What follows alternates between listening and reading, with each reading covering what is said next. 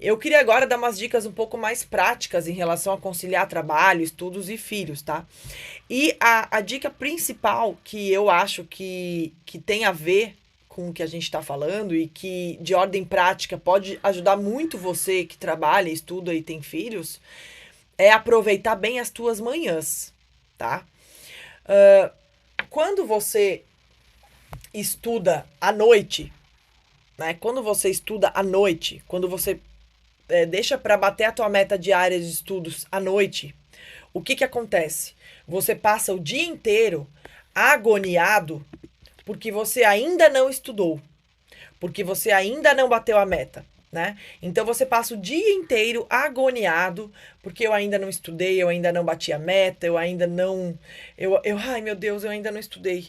Ai meu Deus, eu ainda não bati a meta. Ai meu Deus. E aí acontece alguma coisa no meio do caminho, e aí acontece algum problema, aí você tem que deixar o estudo de lado, o filho fica doente, o trabalho atrasa, acontece algum problema, e aí, por conta disso, você tem que deixar de lado os estudos e aí não bate a meta no dia, certo?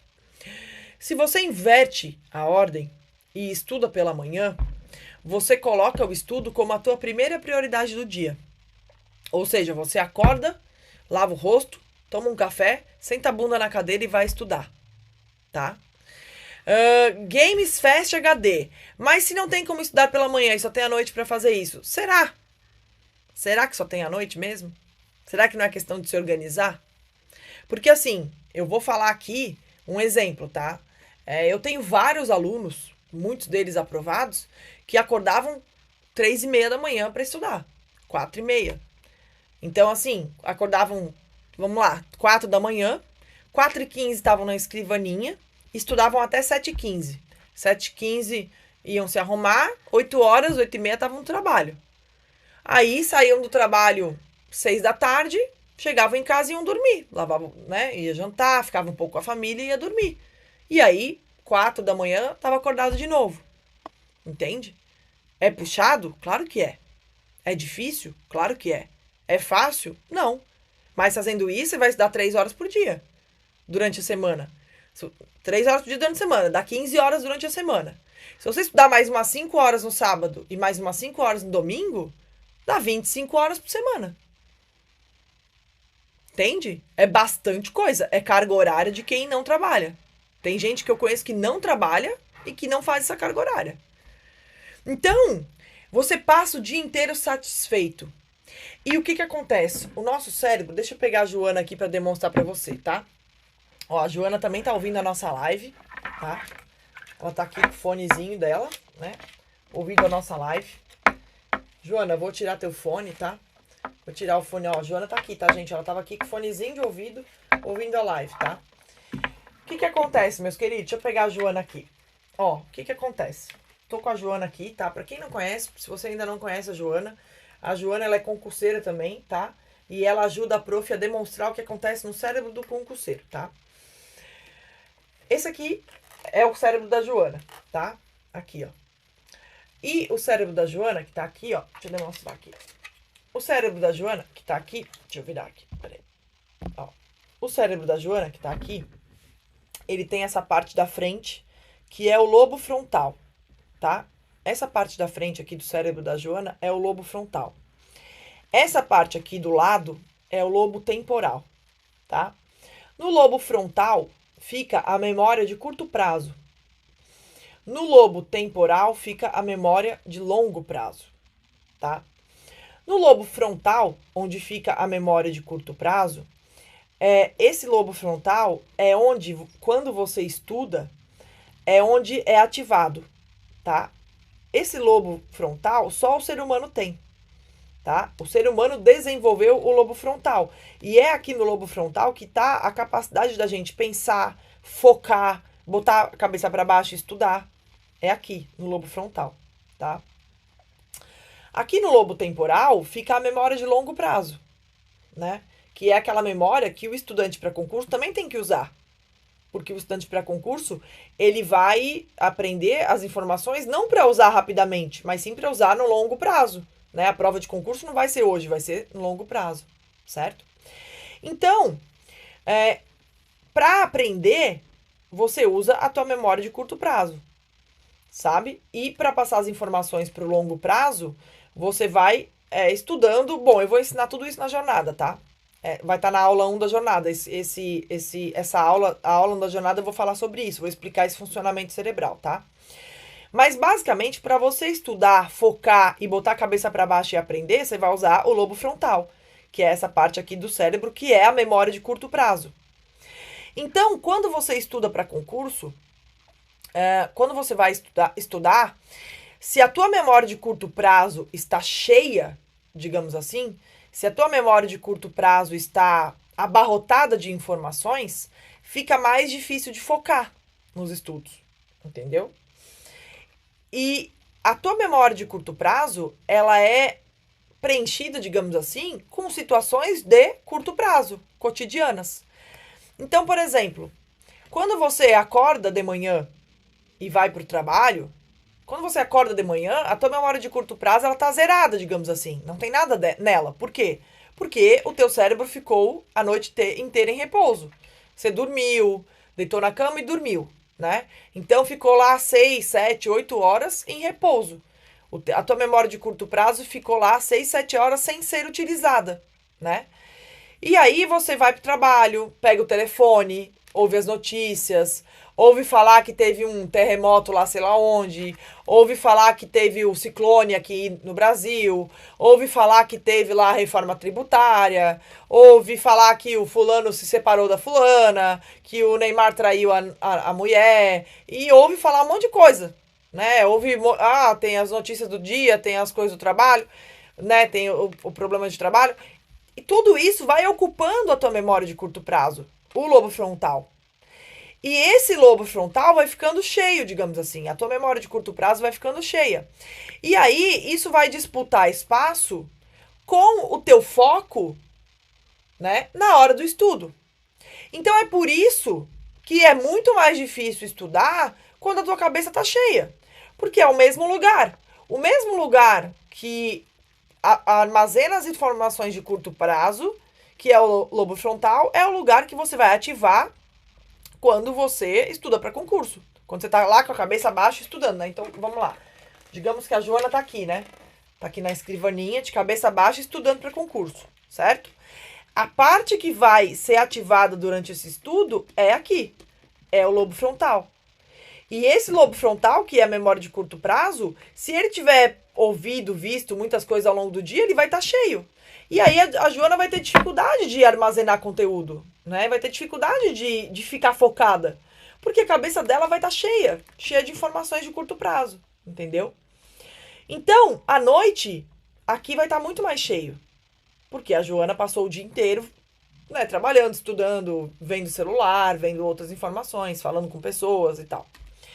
Se a Joana resolve estudar para concurso de manhã, se a Joana resolve estudar para concurso logo que ela acorda, ela vai estudar para concurso quando o cérebro dela, quando o lobo frontal dela estiver limpo, vazio. Ela vai estudar para concurso quando o lobo frontal dela estiver tranquilo, né? Quando o lobo frontal dela não estiver ocupado. Né? Ele tá uma página em branco, digamos assim. Por quê? Porque ela estava em repouso, certo? Então, o estudo rende muito mais, né? O aprendizado rende muito mais. Por quê? Porque ela tem mais foco. O modo focado dela, que é essa parte do cérebro aqui que nos nutre, né? A gente aprende com o modo focado e o modo difuso, que é aqui do lado. Eu vou explicar isso na jornada, tá? Então, o modo focado que tá aqui na frente, ele vai estar mais focado, realmente, né? Porque você tá começando o dia com ele limpo e usando para estudar, certo? Então, o estudo rende muito mais pela manhã. Deu para sacar isso? Comenta aí para mim, porque o chat aqui para mim parou, então comenta aí para mim. Além disso, existe uma parte emocional, né? Que é aquela parte de você passar o dia inteiro feliz porque você já bateu a meta. Então, se você acorda de manhã já tendo batido a tua meta diária de estudos, você passa o dia inteiro mais feliz. Por quê? Porque você já bateu a tua meta de estudos, né? Você já bateu a tua meta de estudos. Você passa o dia inteiro mais feliz porque você já estudou, ao invés de passar o dia inteiro agoniado porque você ainda não estudou, certo? Então fica muito melhor, fica muito mais... pois é, ó, é o chat, ele fica pra mim no principal, então é por isso que eu não vejo tudo que vocês escrevem, ele fica assim, principais mensagens.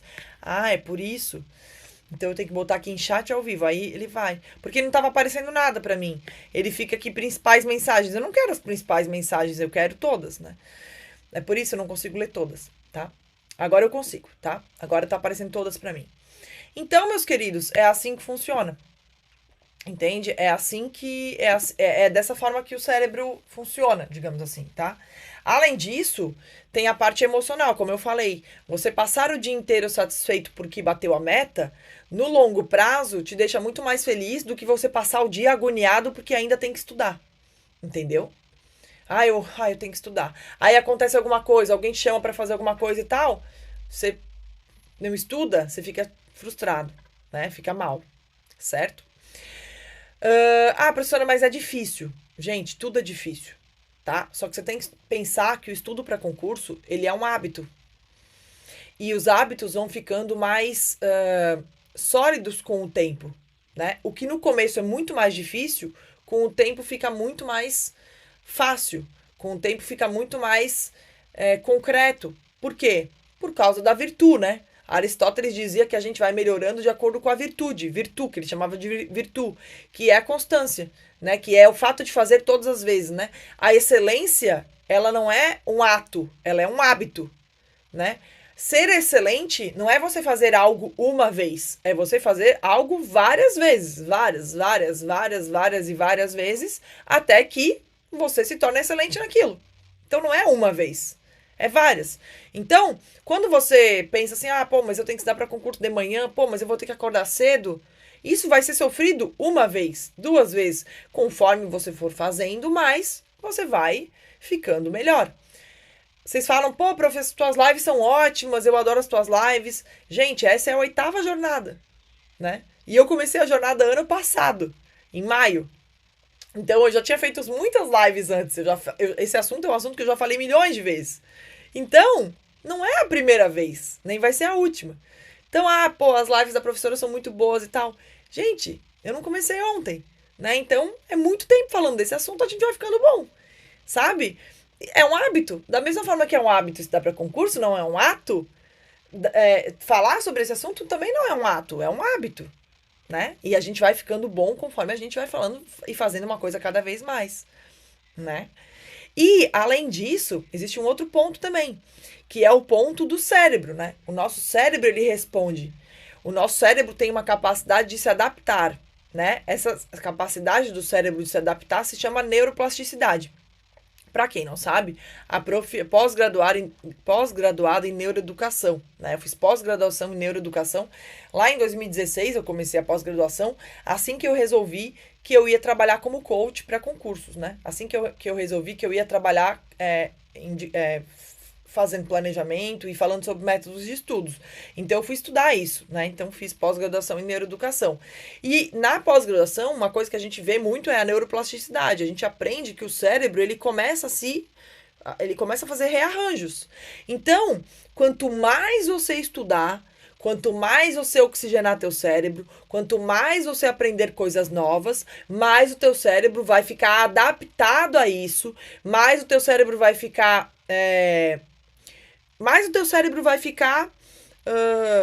propício a isso, entende? Então, para você que não estuda há mais tempo, que tá demorando, né, para alcançar resultado, que tá achando que você tá enrolando muito e tal, começa o quanto antes, entende? Não fica esperando uma resposta divina, não fica esperando o melhor momento. Tem gente que fala assim, professor, eu quero estudar para concurso, mas eu vou pedir demissão primeiro, tá?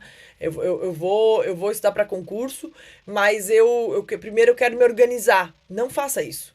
Comece, depois se organize, sabe? Comece, depois faça. Comece e depois haja. Comece, depois crie o hábito. Mas primeiro comece, dê o primeiro passo. Por quê? Porque é começando que você vai organizar o teu cérebro e vai ativar a tua neuroplasticidade, certo?